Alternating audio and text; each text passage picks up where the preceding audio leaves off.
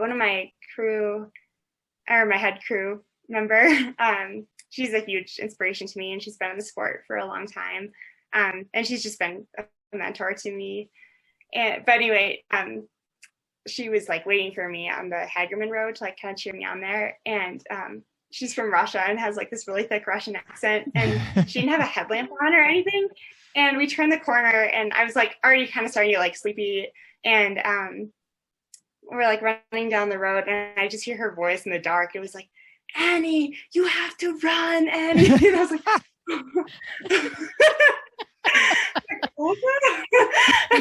Are you sure she was really there? Yeah, are you sure she was there? Are you sure she was really there? Or were you hallucinating?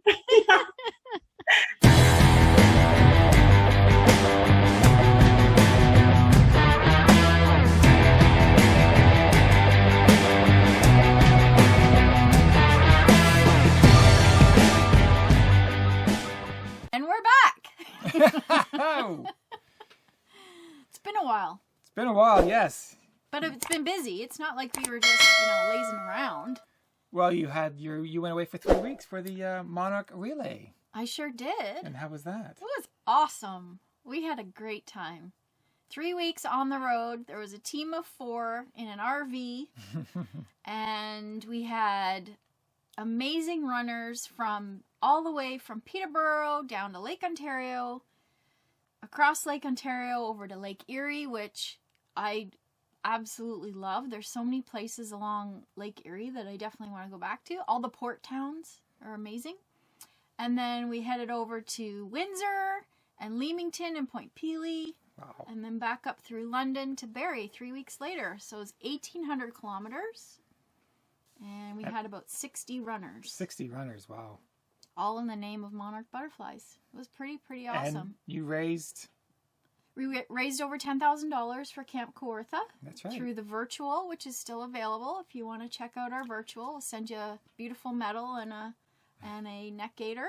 Yeah, because the Monarch Relay is over, but the Monarch Butterfly is still migrating. That's right. So, they're still on their way to Mexico. So our virtual is still happening. Yeah, yes. Exactly. And guess what? What's that?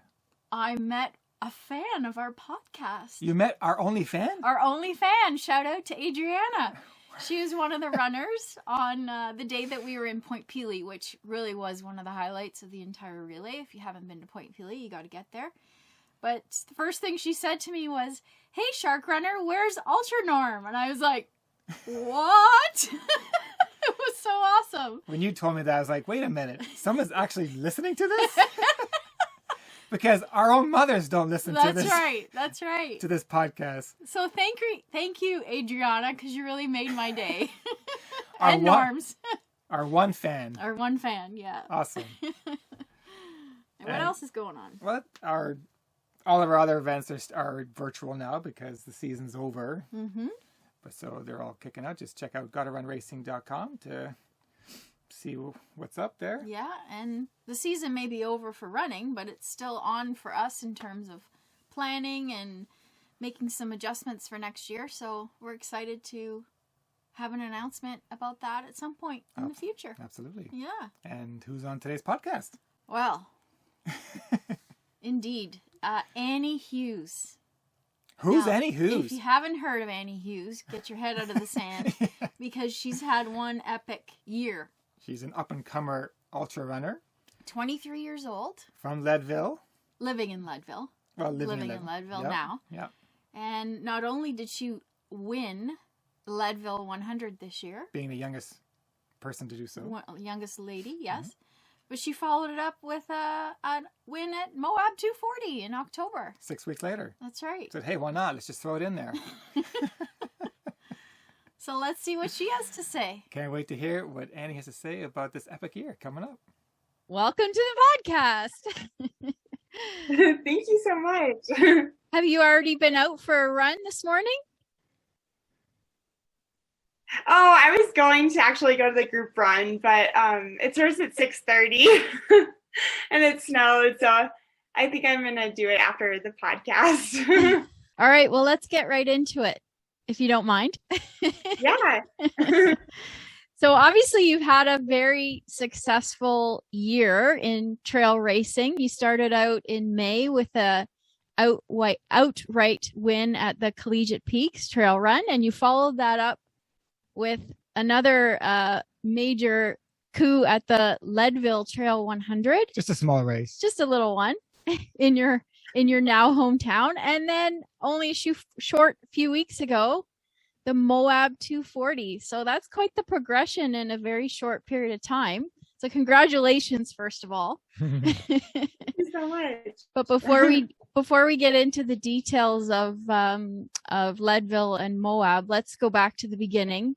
We know that you started running in high school. You did cross country in high school, and then you ran for your team in university. So I'm curious, at Adams State, is that right? Yes. Yeah. Okay. Adams State. Adams State. So did you attend Adams State based on their school team, or did you go based on the study that you had chosen?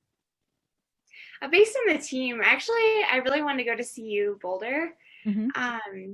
And I would have just been a walk-on there. And my teammate in high school, her dad ran for Adams State. And he just came up to me at one of the meets and was like, I heard you're really set on Boulder, but if you haven't heard of Adams State, like I ran for them and they have a really great tradition. I'm sure they would love to have you on the team. And so I was like, okay, I'll email the coach as like a backup sort of thing. And I emailed him and he got back to me in like 10 minutes.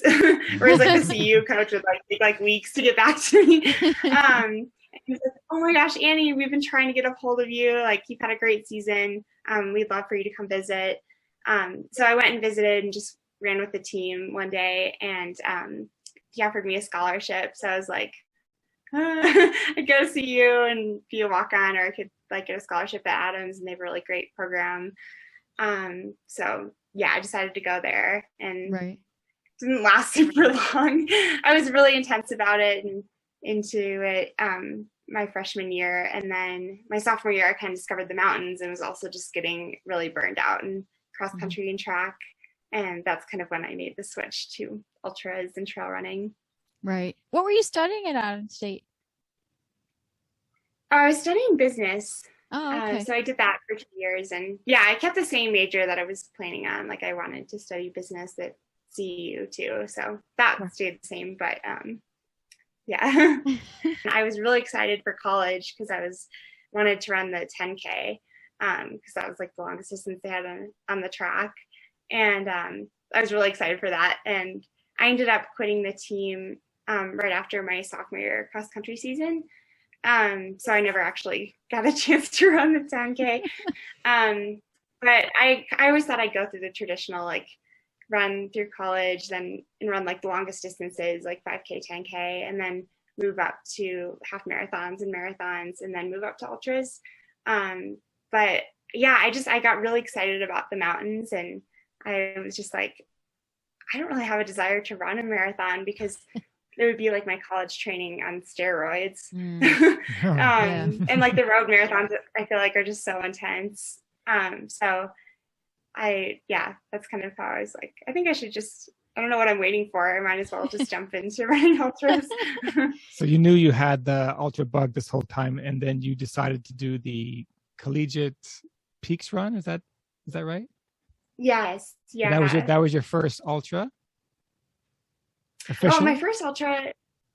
So I ran my first 100 miler was in 2020. There was a race that they were able to hold called Bryce Canyon 100, and so that was my first 100 miler. And then I had done a couple 50s in 2019. So my first ultra was a 55K in Moab in 2019, and that was in February. And I quit the team in October, so it was pretty soon after quitting the team. And then I did the Silver Rush 50, which is part of the Leadville Race series, and got a gold coin, which is like an automatic entry into the 100. So that's kind of how I was like got into the 100. And then it got moved to 2021.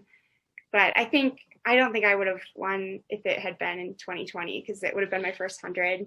And I think just having I had a few hundreds under my belt before I did Leadville this year. So Right. I think that really helped me. You've moved to Leadville, which is obviously becoming quite the ultra runner hub.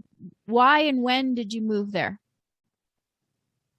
I moved there the year after I quit the team because I was like, I'm not on the state team. I don't really have to be here. I knew the Leadville 100 was here, and there's probably going to be a really awesome ultra running community. So, which there is. So, Obviously, yes. Yeah, I'm really glad I moved here.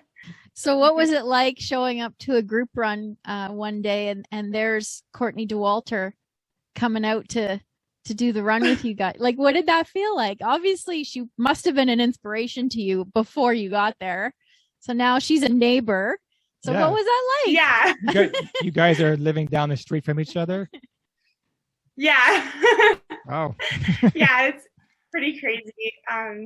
Yeah, she's just been a huge inspiration to me. Like, before I even started ultra running, like she was one of the first people I heard about. When she did the Moab 240 and beat all the men by 8 hours, and she only slept for 1 minute the whole entire time. And I was just amazed. Like, I never heard of a race like that, and for a woman to perform like that, I was just like blown away. And so that's when I kind of started following her. And yeah, one day she just like shows up to the group run. I'm like, oh my gosh, it's Courtney Dauwalter. It was crazy. Did you talk to her? Just so, that day? Did yeah. you talk to her? Good for you. Yeah. And she was so nice, and like, yeah, she's really easy to talk to. And yeah, it's funny because she's just like such a like normal person. And like, yeah. She's done all these crazy things, but she's just like, I don't know. She's so down to earth, and when you talk to her, it's like, oh, she's like a normal person. Yeah. So let's talk Leadville then. I was wondering how your training was for Leadville. Did you break up the course and ran each section on different days to get to know it, so there'd be no surprises on race day? Yes, it was kind of funny. Like the week before the race, there were a few sections I hadn't run before, even though I live here. And so I was like, oh, I should probably go out and like run those sections before, since they're right here. So yeah, I feel like I kind of procrastinated on that. But yeah, I definitely like I had run all the sections before the race. So that was really helpful. But my training, I put in a lot of work over the winter here in Leadville. I just like, the training is kind of rough. I just run all the plowed roads here, Yeah. which was like 3 or 4 of them. So yeah, my training was like kind of boring this winter, but I put in a lot of miles and like built a really strong base. And then I just raced a ton this summer. As far as like training miles this summer, it was more just like race, recover. And I don't think I'll do that in future years. I got away with it this year, but I don't think that's very successful. I think I just got really excited. To be young. But Yeah. let's think strategy here as far as long term Longevity. Yes, longevity. You don't want to be burnt out by your 30s. Yeah, for sure. So let's talk about the morning of race day at Leadville. How were you feeling on the start line? I felt like very like calm, and I was just I felt really ready. Okay. Because I was really excited to do it in 2020, and then it got canceled, so I had this whole extra year to prepare, and I just felt like extra prepared and ready to go. So. Good. And on your home turf, which is definitely an advantage.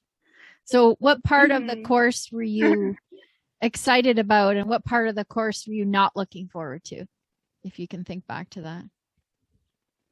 Yeah, I was probably most excited for, I think they kind of make Leadville out to be this like really tough mountainous race, and it's really not.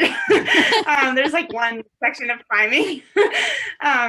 yeah, it's just funny because like everyone's like posting their Hope Pass glamour shots. It's like the one climb of the whole race. It's like, oh, it's a mountain race and like it's so intense. But yeah, it's really like it is a hard climb. Like you gain 3,000 feet in like 4 miles, and then you go down the other side and then back up and down. So it is like definitely a tough part of the course, especially when everything else is so runnable. You hit that and it's like, oh, this is like a different pace here. Right. But yeah, other than that, it's like super runnable and fast. There's one climb, it's called the Power Line climb. Yep. And I can't remember exactly how long it is. I think it's like 4 or 5 miles, but you gain quite a bit of vert, not nearly as much as the big climb at Hope Pass, like near halfway, but still like a bunch of vert. So I would say I kind of blew up there. That was like probably the most challenging part for me. But Hope Pass, I love like mountainous courses. So I'd say that was probably the part I was most looking forward to and enjoyed the most. And then my least favorite part was probably just like the road section. There's like a good stretch of concrete road. Right. It's kind of brutal after you've been running for like 70 miles. So. Norm's actually run Leadville a couple of times. So his question. Oh, really? Oh, that's awesome. So his question was about Powerline, but you pretty much answered it, I think. Well, we had a conversation with Ryan Van Duzer. I don't know if you know who he is. He's a YouTuber. And he did Leadville the same time as you. And I asked him the same question. What is harder, going back up Hope or back up Powerline? Because for me, when I did it, back up Powerline was much harder than back up Hope. So I was asking you the same. So would you say that? Would you agree with that? Back up Powerline is harder than back up Hope? Yeah, much harder. Because I feel like Hope, like when you go back up Hope, you're already in that climbing mode. Like you're focused on that. Like you kind of know it's coming. And then for Powerline, it's like you just have this really long runnable, like slightly downhill section. And then you get to Powerline, it's just like a slap in the face. And you're also so much tired by then to get your Powerline. Sure. Yeah. You make it to May Queen, which is the last 8 before the finish. Mm-hmm. Did you know by then you pretty much had it in the bag, or were you still competing? Were you being chased down? Like, did you know where you were in the field there at May Queen? Yeah, that was like where I found out kind of where I was. But going up Powerline, going down the other side, I was like, oh my gosh, they're gonna catch me. Like I'm like moving so slow. And one of my head crew member, she's a huge inspiration to me, and she's been in the sport for a long time. And she's just been a mentor to me. But anyway, she was like waiting for me on the Hagerman Road to like kind of cheer me on there. And she's from Russia and has like this really thick Russian accent, and she didn't have a headlamp on or anything. And we turned the corner, and I was like already kind of starting to get like sleepy, and we're like running down the road, and I just hear her voice in the dark. It was like, Annie, you have to run, Annie. And I was like,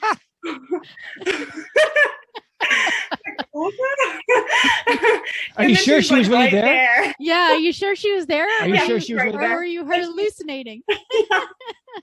For a second, I was like, is she there? And then she turned a headlamp on. She was like right there, but it was so funny.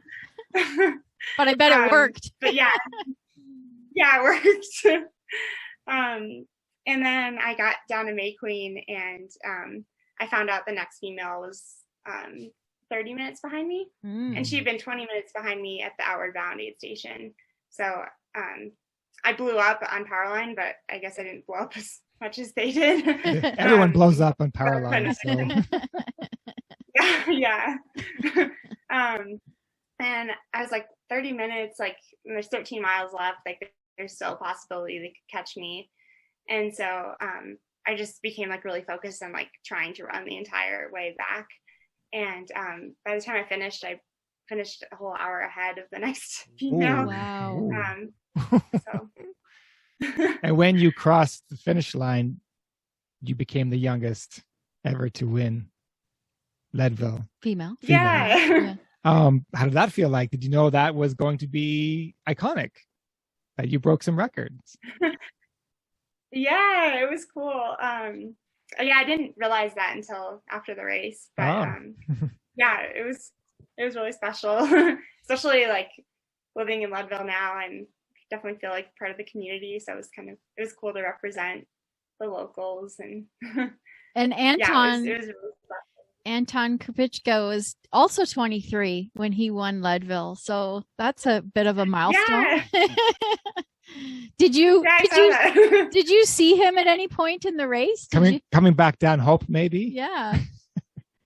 Yeah, yeah, I was coming down, he was coming up, and then it was kind of funny, like in the beginning of the race, I was actually like ahead of him for a little bit going around Turquoise Lake, and so he passed me like, early in the race, like going around Turquoise, and I was like, whoa, Anton. That's when you knew you're going too fast. Yeah. If you're ahead of Anton. I know. It was very short-lived, but oh, that's awesome. So do you think you'll go back to Leadville next year to defend your title?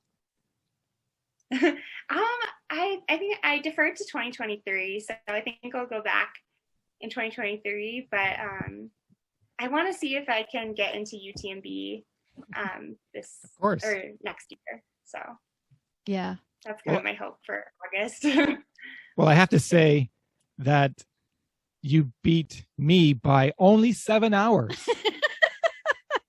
in my time. So in the world of ultra, that's this close.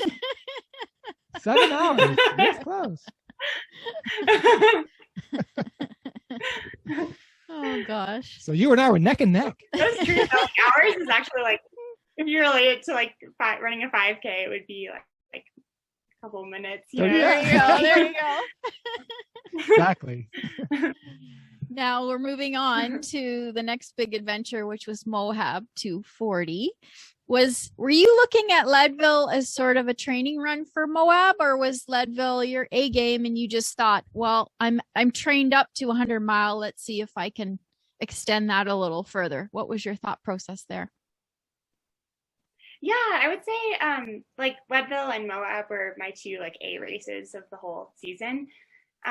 So yeah, those were my two like big focuses. But at the same time, I thought the placement of Leadville was really nice with Moab, because I was giving it like my all, but it was also like a good training run for Moab.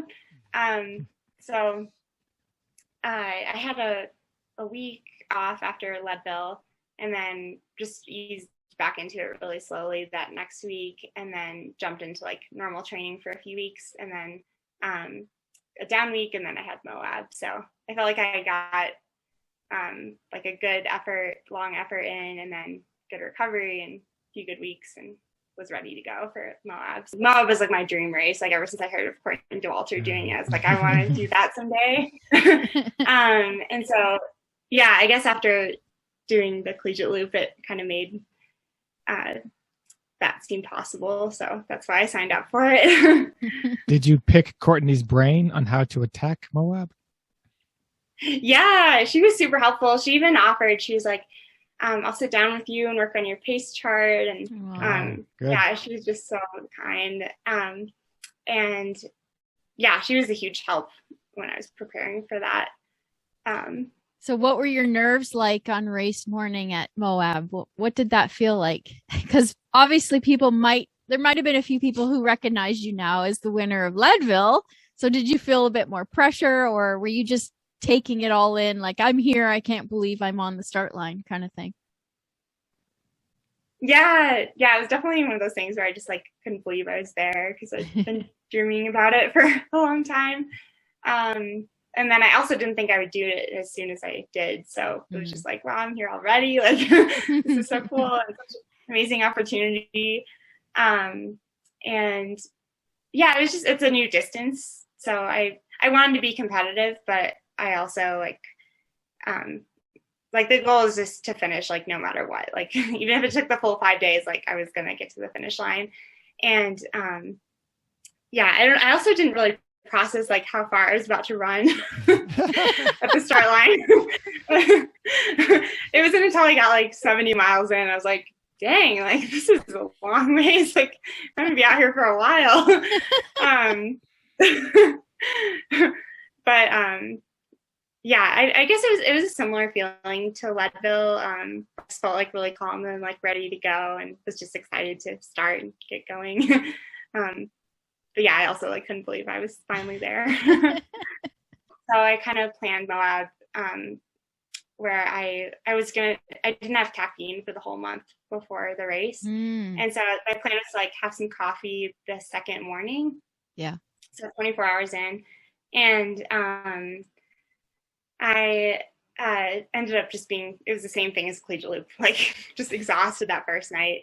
And my plan was just to take like little, like 2 or 3 minute naps, and hopefully that would like give me enough of a booster to go for the night. And I was trying like those 2 3-minute naps, and it would work for maybe like 10 or 20 minutes, and I'd start to like nod off again. Yeah. And I was like, this isn't working. And my boyfriend was pacing me through that first night.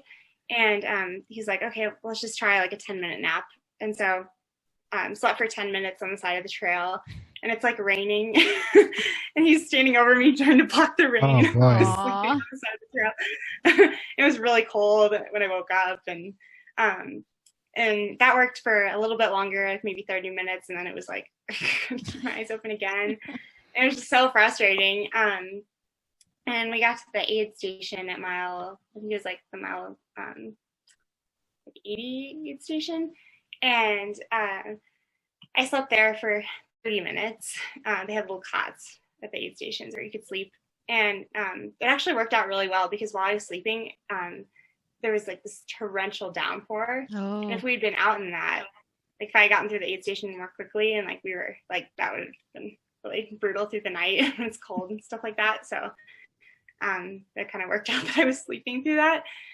And I was also having all these weird dreams, and I like woke up in a fluster because I dreamed that the next woman like came in and left while I was sleeping there. And I just like woke up, I was like, is she coming yet? Like, I'm like, no one's coming in, like you're fine. And yeah, and then I had some coffee at that aid station in like the middle of the night, so a bit earlier than I'd planned on, and felt great after that. Like that lasted maybe like an hour and a half or 2 hours, and then I like started nodding off again. And I was like, I just need to get to the daylight, like if the sun just needs to come up, and then I'll be fine. Yeah. And we got to the 100-mile aid station like right at dawn pretty much, and I slept there for another 20 minutes, and then got through the whole next section in daylight without needing to sleep at all. But I was getting really sleepy going up to the 120-mile aid station, which is halfway. And I was talking to my boyfriend, Noah. I was like, okay, I think when I get there, I need to like drink some coffee or like take a little cat nap, maybe like 10 minutes. And we were just talking about all the things I needed to like do there. And I got there and found out that the next woman was only 2 miles behind me, which is nothing in a 240-mile race. Like it's so easy to make up. So it's basically like she was right there. Yeah. And I went from like, I'm going to sit down, drink my coffee and take a nap, to like, I need to get out of here like this second. Yeah. And all of a sudden I just felt awake, and my legs just felt great. And I had this nice 18-mile downhill section. And by the time I got to the next aid station at mile like 140 or so, I put 8 miles on the next female. Wow. So she stopped. She clearly stopped and napped. Yeah. Yeah. She stopped for an hour and a half. And then the next section was a marathon, and it was pretty flat. And I was like, I'm just going to try to like hammer this, because I knew there's like a lot of climbing in La Salle Mountains. And so I was like, I'm just going to try to make up as much time as I can here. And it was like all through the night, and I felt awake somehow. So I was like, I'm just going to ride the high. And I ran that marathon, like including my 8 stops, in 5 hours. Wow. Like 5 hours flat, which is really good for being 3 miles in. And then I got to the 167-mile aid, and I was over 20 miles ahead of the next female. So that whole those 3 sections is where I really like won the race, because And then I was just kind of maintaining my gap after that. And it's just so weird to think, but my thought literally when I got to the 140 mile aid station was like, oh, I only have 100 miles left. Like, I can do this. It sounds so crazy in a race that long. It's like 100 miles really doesn't seem that long. There was never a point of this race where you thought that this just wasn't going to happen. You knew this was going to happen. You're going to finish this thing. Is that right? Yeah. There was never a doubt where I thought I wouldn't finish it. Wow. But I remember telling my boyfriend Noah, and he was pacing me, I was like, man, like, I'm going to finish this no matter what. But like, if I'm this sleepy the entire time, like, it's just going to suck. The last 3 miles of the race are on this bike path that's like not downhill, like slight downhill.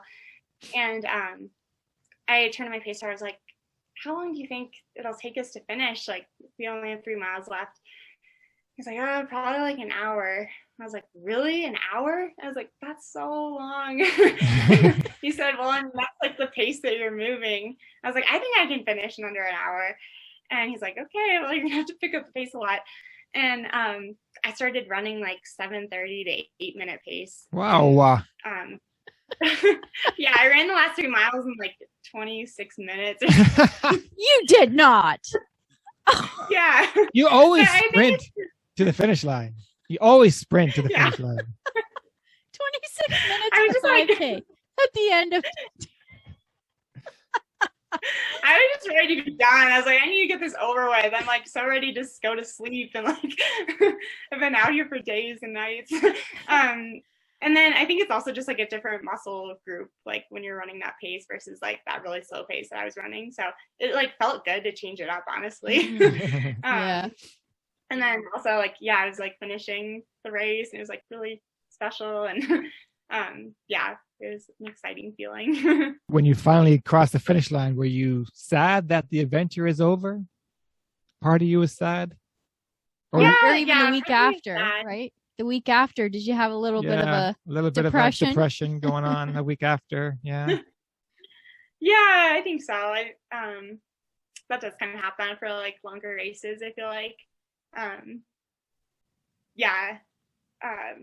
Especially since I didn't have really anything, like my season is over after the 240, so it's kind of like, oh, I'm done for like this season. And it's also kind of hard like to not run for a month after. I took like the whole month. I was running a little bit, but it wasn't like training, so it's kind of weird to go from like this huge run, like this extreme like high, to like not running at all and like not really having anything to look forward to. So that's when it's very dangerous. You get right on the computer and you look at the next race.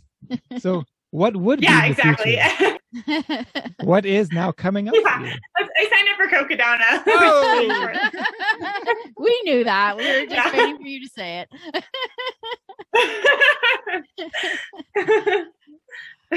So Cocodona, now you have to stress yourself with the heat and not the altitude. I guess there's altitude. There's altitude, but nothing like Leadville. Not like that. So how are we going to train for the heat?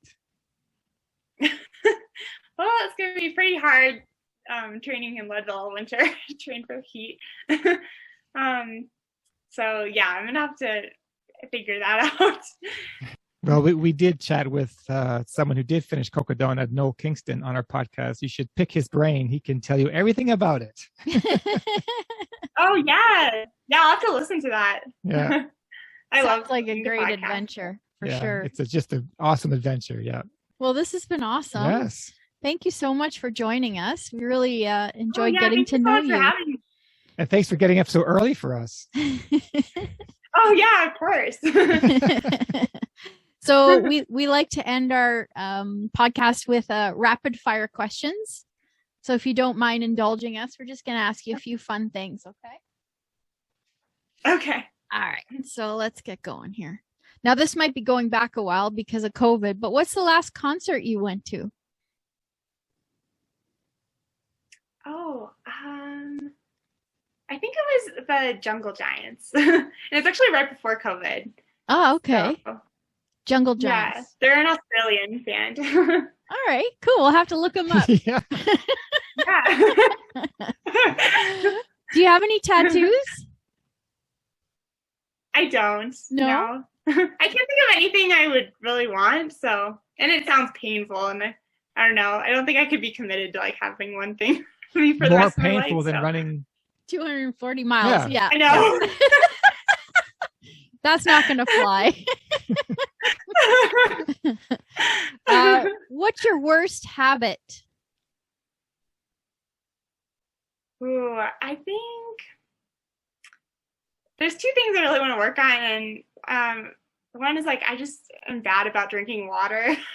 Okay. So I think I have is like, yeah, not drinking much water, and then I kind of have a bad habit of like going to bed a little later. And yeah, I want to be better about that. So were you lying to that coach of yours? Yeah, I'm in bed. Yeah. From the bar. You're calling him from the bar. I was good about going to bed then, but yeah, now my roommate is kind of a night owl, and I feel like we just end up like drinking tea and chatting until like midnight. What's your favorite running song? Ooh, Or group to listen to? oh, like while I'm running. Mm-hmm. Oh, okay. I really like Glass Animals. I feel really old right now because I don't know any of the The funny music thing you're is- mentioning. The funny thing is, I'm not in my head saying, "Oh, okay." Yeah. You have no idea who you're talking about. Oh, I love it. Favorite Christmas movie? I'm between The Christmas Story and Elf. I know those. All right. And last question. Pick a superpower. Oh, never having to sleep unless I wanted to. That would be awesome. That would be awesome. To never feel tired. I could get so much done. You're right. It would really help me with my races. We sleep a third of our life away. That's so right. there we Yeah. That's a good one. And we haven't heard that one No. before. I don't know if there is a superhero like that, but Well, thank you so much, Annie. This has really been fun. And congratulations again on your amazing accomplishments this year. And we can't wait to see what's in store for you. And we'll be following you next year for sure. So good luck. Oh, thank you so much. I really appreciate it. well, thank you so much. And good luck with your training this Yeah, winter. thank you so much. And we'll Oh, see you. thank you. I really appreciate it. And hopefully See you. we'll have you on again once you've done Cocodona or UTMB. Or Okay. Yeah, I would love that. Thank you so much. Okay, take care. right. Thanks, you too. Bye. Bye. Annie Hughes. What a sweetheart. Jeez. I wonder where she gets this mindset from. Yeah. Where'd this come from? Such a strong-willed person. It's incredible at such a young age. She And- made me feel so old. Oh my God. Between the music and the recovery times. What recovery times? Yeah, basically no recovery times. But hey, man, Hey, when you're young, When go you go do for it. it. You live once, I do love it. her spirit. I love her Yeah. tenacity. I love the fact that she's so driven. So go Yeah. for it, girl. There you go. Sky's the limit. I obviously I can't wait to see what she does at Cocodona because it's going to be a completely different race than what she's used to. But hey, the adventure's there. The adventure's there. So good for her. Awesome. Love it.